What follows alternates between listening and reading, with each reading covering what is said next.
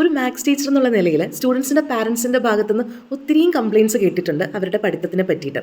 ഒന്നെങ്കിൽ അവർ പഠിക്കില്ല, അല്ലെങ്കിൽ അവർ എക്സാമിൻ്റെ തൊട്ട് തലേ ദിവസമായിരിക്കും ബുക്ക് എടുക്കുന്നത്, ഇല്ലെങ്കിൽ അവർ മാത്സ് ആണെങ്കിൽ വായിച്ചേ പഠിക്കുള്ളൂ, എഴുതി പഠിക്കുന്നില്ല, അങ്ങനെ കുറേ കേട്ടിട്ടുണ്ട്.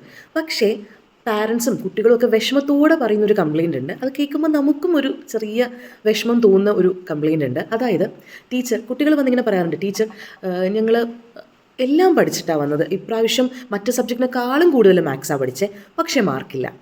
പാരൻസ് സമ്മതിക്കുന്നുണ്ട്, ടീച്ചർ ഇപ്രാവശ്യം മോള് അല്ലെങ്കിൽ മോൻ നന്നായിട്ട് കഷ്ടപ്പെട്ടായിരുന്നു, മാത്സ് നന്നായിട്ട് ചെയ്തു പഠിച്ചതാണ്, പക്ഷേ മാർക്ക് വന്നപ്പോൾ ഒന്നുമില്ല. ഇങ്ങനെയുള്ള കാര്യങ്ങൾ കേൾക്കുമ്പോൾ നമുക്കും ഒന്ന് ചെറിയ വിഷമം വരും. കാരണം നമുക്കും അറിയാം നമ്മളും ആ കുട്ടികളുടെ എഫോർട്ട് കാണുകയാണ്. അപ്പോൾ എന്നിട്ടും അവർക്ക് മാർക്ക് വരുന്നില്ല. അതെന്തുകൊണ്ടായിരിക്കും? ഇത് നിങ്ങളുടെയൊക്കെ വീട്ടിൽ നടക്കുന്നൊരു പ്രശ്നമായിരിക്കും അല്ലേ? അപ്പോൾ ഇതിൻ്റെ മെയിൻ ആയിട്ടുള്ള റീസൺ എന്ന് പറഞ്ഞാൽ കുട്ടികൾക്ക് കാര്യം അറിയാം, പക്ഷേ അവർക്കത് ഒരാളുടെ മുന്നിൽ പ്രസൻറ്റ് ചെയ്യാൻ അറിയില്ല.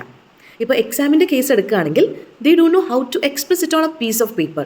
ഒരു പേപ്പറിൽ അത് അവരുദ്ദേശിക്കുന്ന എന്താണോ, അവർ പഠിച്ചത് എന്താണോ, അവരുടെ മനസ്സിൽ എന്താണോ ഉള്ളത്, അത് അവർക്കൊരു പേപ്പറിൽ വിശദീകരിക്കാൻ പറ്റുന്നില്ല. എല്ലാം പഠിച്ച കുട്ടികൾക്ക് മാർക്ക് കുറയുന്നുണ്ടെങ്കിൽ കുട്ടികളായാലും പാരൻസ് ആണെങ്കിലും ഒക്കെ ശ്രദ്ധിക്കേണ്ട ഒരു കാര്യം അവർക്ക് ആ പഠിച്ച കാര്യം മറ്റൊരാളുടെ മുന്നിൽ എക്സ്പ്രസ് ചെയ്യാൻ പറ്റുന്നുണ്ടോ എന്നുള്ളതാണ്. ഒരു പ്രോബ്ലം കിട്ടിയാൽ എങ്ങനെ അത് സോൾവ് ചെയ്യും എന്നുള്ളൊരു ചെറിയൊരു കാര്യം ഞാൻ പറഞ്ഞുതരാം. നമുക്ക് ഫോർമുല അപ്ലൈ ചെയ്ത് സോൾവ് ചെയ്യേണ്ട ഒരു പ്രോബ്ലം നമ്മുടെ മുന്നിലുണ്ട്. അപ്പോൾ നമ്മൾ ക്വസ്റ്റ്യൻ ആദ്യം വായിക്കുക, എന്നിട്ട് അതിൽ തന്നെ ഡേറ്റ തന്നിരിക്കുമല്ലോ, അതെടുത്ത് ആൻസർ ഷീറ്റിലേക്ക് എഴുതുക. ഒരു കുഞ്ഞു ക്ലാസ്സിൽ ഒരു എക്സാമ്പിൾ എടുക്കുകയാണെങ്കിൽ ലെങ്തും ബ്രെഡ്ത്തും റെക്റ്റാങ്കിളിൻ്റെ തന്നിരിക്കും. We need to find out area. ആ കേസിൽ എന്താണ് ഗിവൺ ആയിട്ടുള്ളത്? എന്താണ് ഗിവൺ ഡേറ്റ, അതായത് തന്നിരിക്കുന്ന ഡേറ്റ ലെങ്തും ബ്രെഡ്ത്തും ആണ്. അപ്പോൾ length is equal to this, breadth is equal to this എന്ന് നമ്മൾ എഴുതുക. ഓക്കെ, കണ്ടുപിടിക്കേണ്ട എന്താണ്? ഏരിയ ആണ്. അപ്പോൾ area is equal to question mark.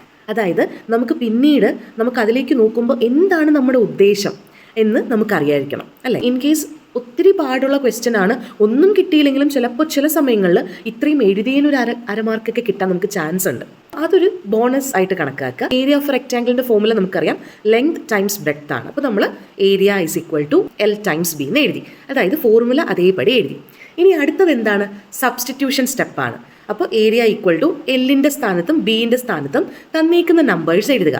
ഇപ്പോൾ ലെങ്ത് ഒരു 10 സെൻറ്റിമീറ്ററും ബ്രെഡ്ത്ത് ഒരു 5 സെൻറ്റിമീറ്ററും ആണെങ്കിൽ 10 ടൈംസ് 5 എന്ന് നമ്മൾ അവിടെ എഴുതുക. നമുക്കല്ലാണ്ട് തന്നെ അറിയാം 10 ടൈംസ് 5 എന്ന് പറഞ്ഞാൽ 50 ആണെന്ന് അല്ലേ? പക്ഷെ എന്നാലും ഫോർമുല എഴുതിയിട്ടുണ്ടെങ്കിൽ immediately after the formula we need to write the substitution step.